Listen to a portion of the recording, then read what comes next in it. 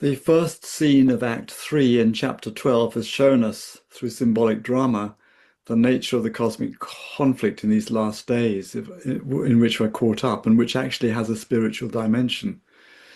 The defeat of Satan, the public prosecutor, led to its expulsion from God's presence in the heaven.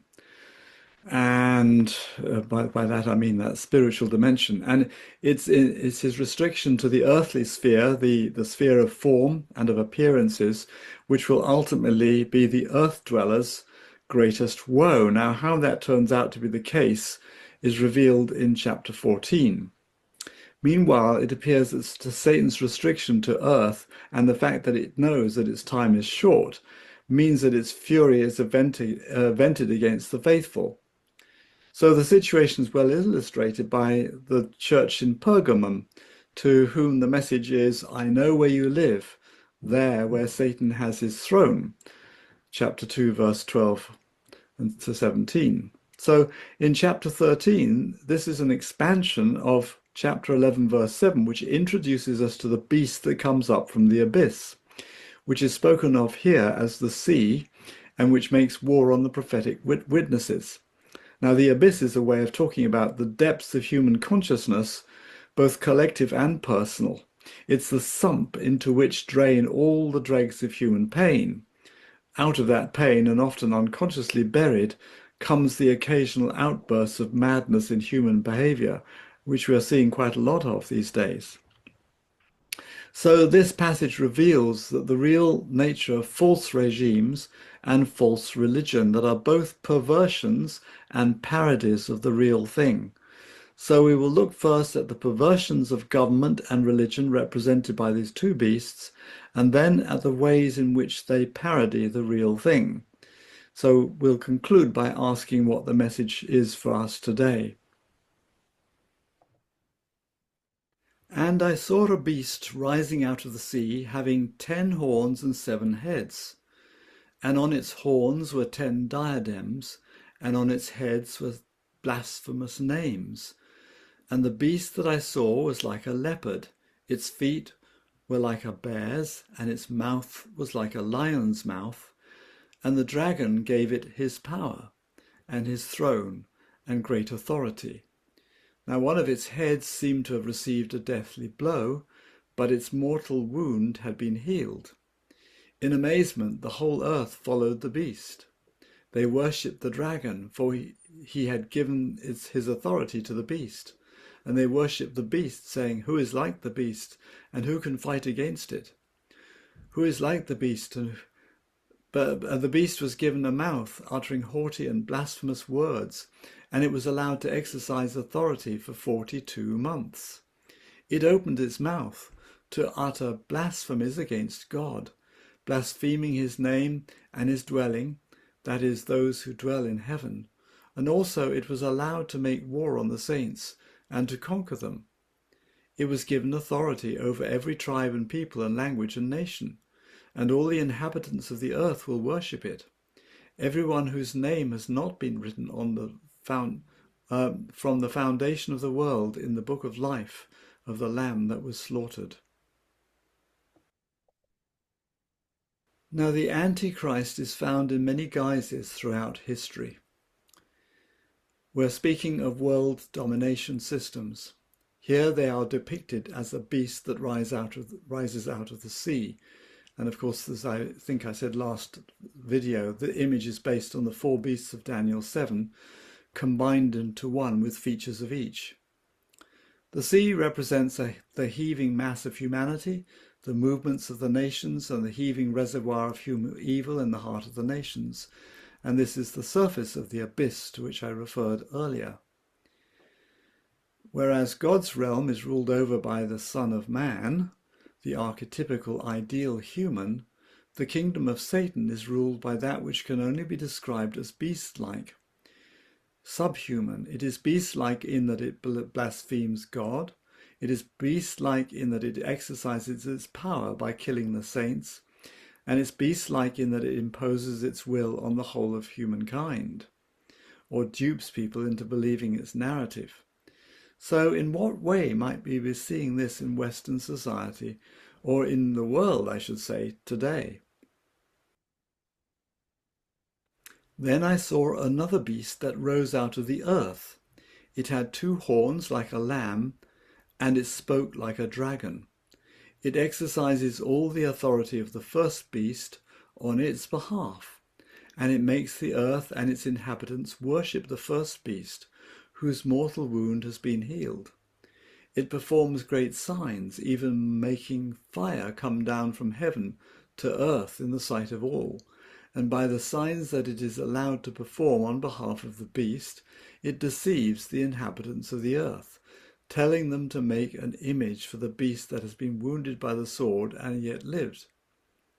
And it was allowed to give breath to the image of the beast, so that the image of the beast could even speak and cause those who would not worship the image of the beast to be killed. Also it causes all, both small and great, both rich and poor, both free and slave, to be marked on the right hand and on the forehead, so that no one can buy or sell who does not have the mark.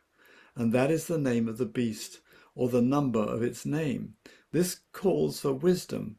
Let anyone with understanding calculate the number of the beast, for it is the number of a person.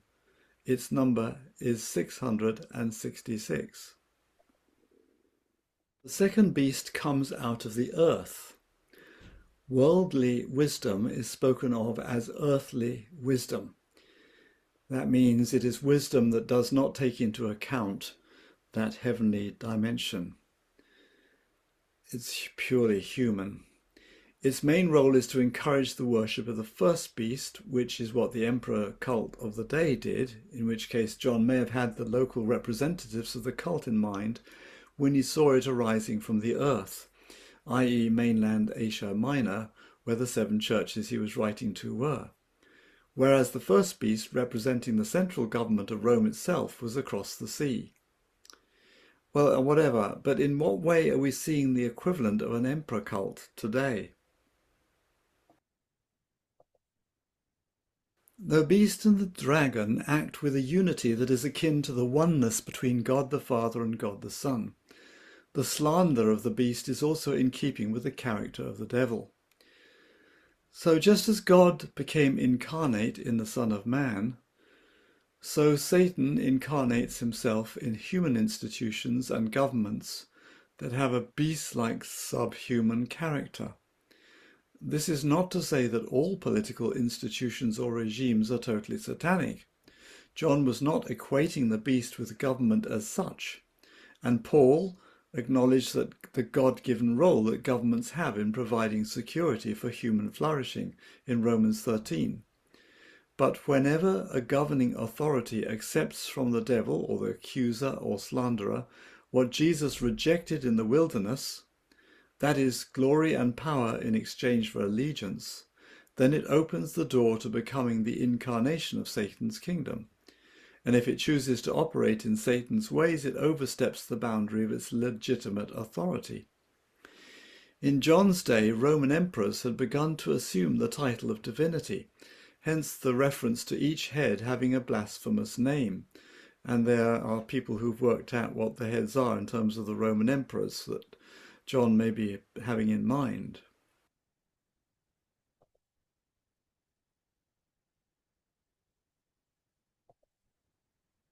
Whereas John may have had the myth of Nero's resurrection in mind, the primary reference in the light of chapter 12, verse 17, which says the dragon was angry with the woman and went off to make war on the rest of her children, must be to Genesis 3, verse 15, where the woman's offspring wounds the serpent's head.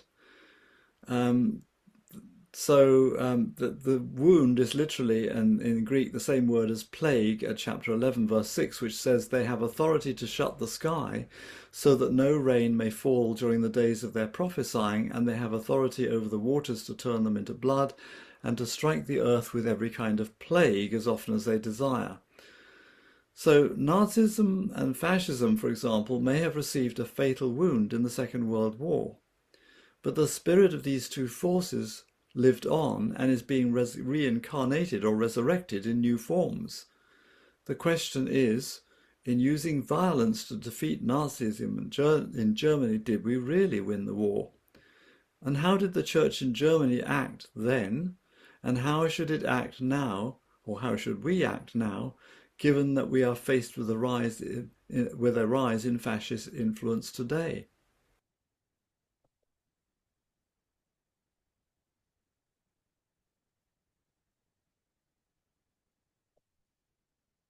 Then I saw another beast that rose out of the earth. It had two horns like a lamb, and it spoke like a dragon. The second beast looks like a lamb, but speaks like a dragon, which contrasts with the lamb that sounded like a lion in chapter 5. The two horns parody the authority of the two prophetic witnesses of chapter 11. So this is the false prophet that we will encounter in later chapters. Its falseness is discerned in its voice, which reveals its inner nature to be that of the devil.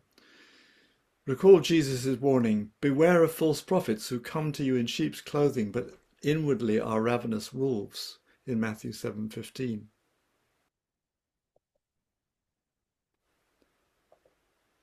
It performs great signs, even making fire come down from heaven to earth in the sight of all. Now, notice how these deceive the inhabitants of the earth so that they worship the beast. They worship the dragon, for he had given authority to the beast, and they worship the beast. Now, in what ways do modern manifestations of the beast in Revelation 13 perform signs and wonders that cause the inhabitants of the earth to worship and vote for them? Maybe it's today, it's modern wonders of modern technology, power of money, the salvation of a political leader promising change, the ability to work wonders of miraculous nature that ape the signs of the kingdom of God that we find happening by people who are actually false prophets. But the worship of that which is not God also releases the demonic powers, which we came across before in chapter 9.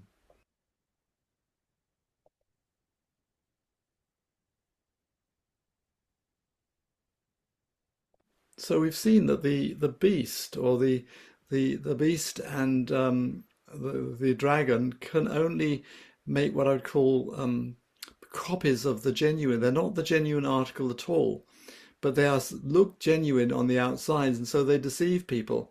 So we've got the parody of the incarnation, the parody of the death and resurrection of Jesus and that miracle, the parody of the Pentecost, the body of Christ manifest on this earth, and creating that sort of sense of community, I suppose, amongst the inhabitants of the earth, and parodying finally the sacrament of baptism as well. So here we are. It causes all, both small and great, both rich and poor, both free and slave, to be marked on the right hand and the forehead. So just like the angel had marked the foreheads of those who are the genuine followers of Christ, this is what happens to those who are the inhabitants of the earth. Now you can speculate about what way that happens, and I'm not going to spend time doing that just now, but there are lots of people who have speculated about how that is. So this chapter shows us the true nature of the Antichrist. That is an unholy alliance of negative spiritual power incarnated in a world domination system working together with false religion, a sort of unholy trinity of the dragon, the beast, and the false prophets. So what is the message for the church, or for us today? Well, first of all, I've called this is we have finally uncovered and unmasked the company called Lucifer Products Limited. Although this unholy trinity working closely together looks very powerful, and the sphere of their influence is worldwide, their power and authority is actually limited, and so limited companies. They exist, first of all, on borrowed power. And although the dragon gives the beast authority in verse 4, it's only because God permits this to happen.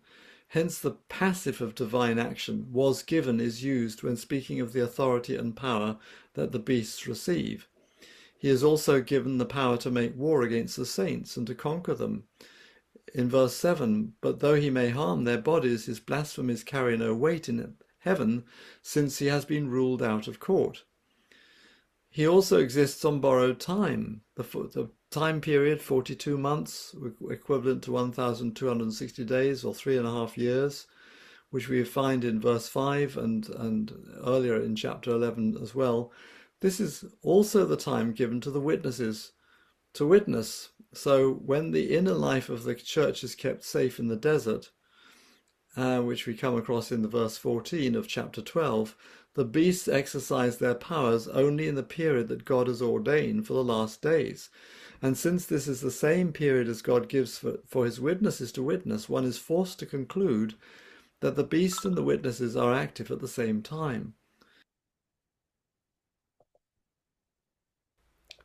In contrast to Lucifer Products Limited, we have Jesus People Incorporated. So to succeed in the face of this situation, we, followers of Jesus, need, first of all, discernment. The fact that the first beast is so powerful and the second so attractive, appearing lamb-like, causes the inhabitants of the earth to be mesmerized by the beast and by its power and authority. The danger is that we too may also be charmed by its powerful attractions. So we need to pause and ask ourselves, in what ways are we attracted by these manifestations today that we've been thinking about? So if your name is in the Lamb's Book of Life, that is the register of heaven's citizens, all the power and resources of God are available for you to resist the power of the deceiver. Secondly, it calls for wisdom. That is not a call to decipher a numerical code, 666, but to recognize its significance and act on it. The fact is that John isn't asking us to solve the riddle. So much ink has been spilt over that. He's simply asking us to discern the nature of the beast and then to calculate the number that symbolizes that nature. So if 777 is the symbol of perfection, 666 is the symbol of everything that falls short of perfection, falls short of the glory of God. We are meant to be those who manifest the glory of God. And sin is falling short of the glory of God. But therefore it is represented by the number 666 rather than 777. There are other explanations which I won't go into. Thirdly, it calls for endurance. And we recognize that when we go back to verses 9 to 11. Hearing is a matter of obedience. The problem is not in understanding the message, but the will to act on it, especially if to do so is to risk one's life. So obedience may result in captivity or even death. So verse 10 turns a prophecy in Jeremiah on its head. If you are taken captive, into captivity you go, and if you kill with a sword you must be killed.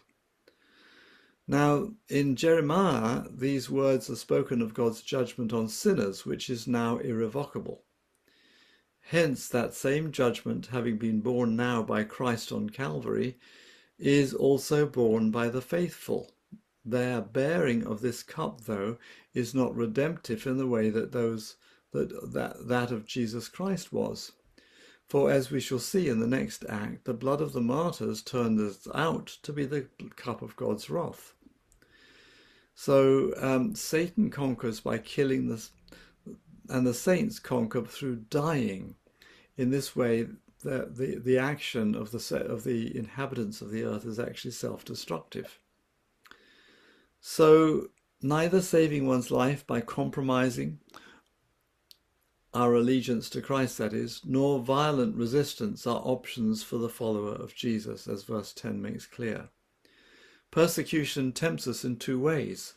Either we are tempted to compromise and join in with the world and its worship of the beast and all that that represents for us, as we've been thinking, or we are tempted to use violence. And we see that as happening in today's world as well. But that would be to fight the world with the world's weapons, and violence never advances the kingdom of God. The violence of the Crusades has damaged the witness of the Church to Muslims to this day. And have we done any better against Nazis or Nazism? It was precisely these two temptations that faced the Church in Germany during the Third Reich. The so-called German Christians section of the Church were blind to the evil that lay dormant in Nazism and were deceived into supporting Hitler. And I believe that there are Christians who are blind to the modern versions of these. Now, others plotted to assassinate Hitler, Dietrich Bonhoeffer notably, who actually lost his life because he was captured before the plot was, somebody gave him away. But most of what was known as the Confessing Church chose the path of non-violent resistance, which is indeed the way that Jesus chose and embodied. Well, that brings us to the end of Act 3. In our next and final session, we're going to be looking at the interlude between Acts 3 and 4, and then Act 4, followed by Act 5 and Act 6. I hope to be able to cover that in 3 videos next week.